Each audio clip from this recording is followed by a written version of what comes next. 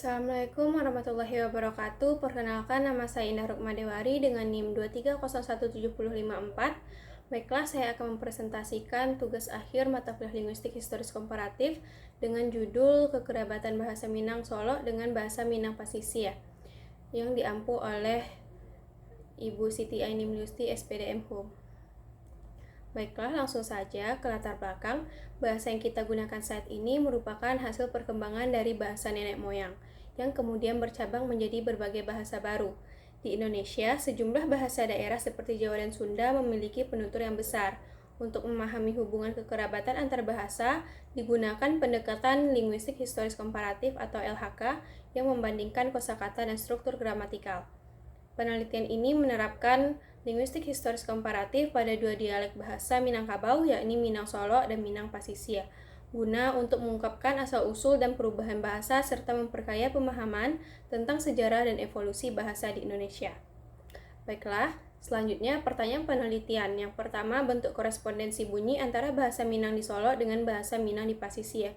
Yang kedua, presentase tingkat kekerabatan bahasa Minang di Solo dengan bahasa Minang di Pasisir. Yang ketiga, lama waktu pisah bahasa Minang di Solo dengan bahasa Minang di Pasisir.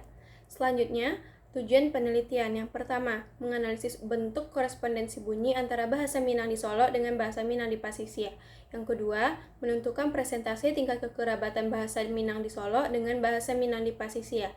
Yang ketiga, memperkirakan waktu pemisahan antara bahasa Minang Solo dengan bahasa Minang di Pasisir menggunakan sebuah metode, yaitu metode glotokronologi.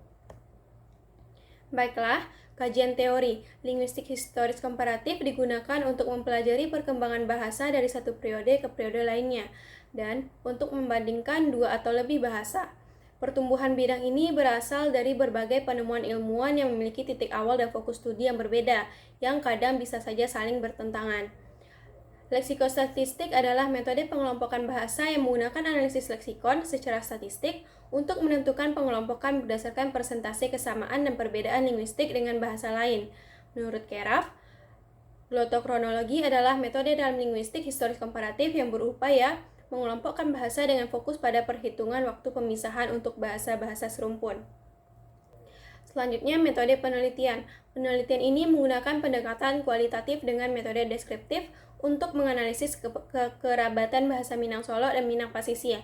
Data diperoleh dari 200 kata Swades yang dikumpulkan melalui observasi, wawancara, simak, dan teknik catat. Sumber data berasal dari penutur asli dan literatur di daerah Solo dan Pasisir.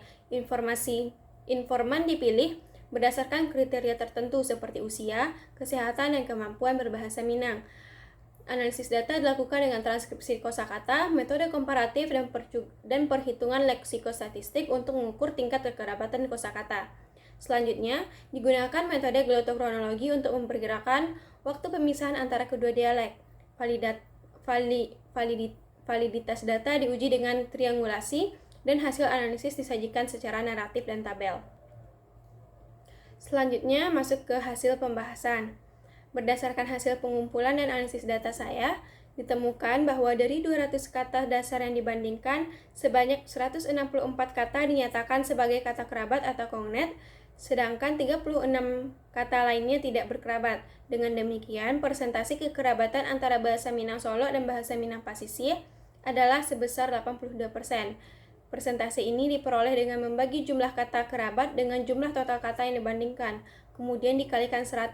Hasil ini menunjukkan bahwa kedua bahasa memiliki tingkat kekerabatan yang cukup tinggi. Selanjutnya, dengan menggunakan rumus glotokronologi resistensi sebesar 82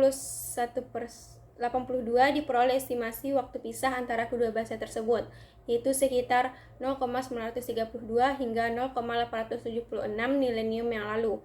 Jika dikonversikan ke dalam tahun, waktu pisah ini berkisar antara tahun 1025 hingga 1955 Masehi, yang dihitung dari tahun penelitian yaitu 2025. Dengan demikian, kedua bahasa ini diperkirakan mulai mengalami divergensi sekitar 900 hingga 1000 tahun yang lalu. Yang terakhir yaitu kesimpulan.